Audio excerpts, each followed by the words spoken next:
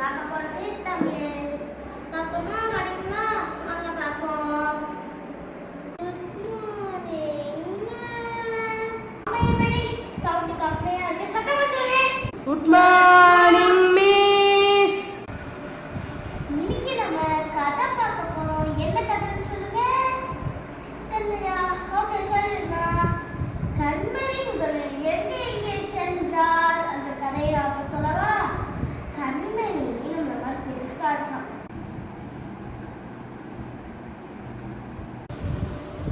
கண்மணி பெருசா இருக்கான். Hi good morning student, welcome to. எல்லாருமே நல்லா இருக்கீங்களா?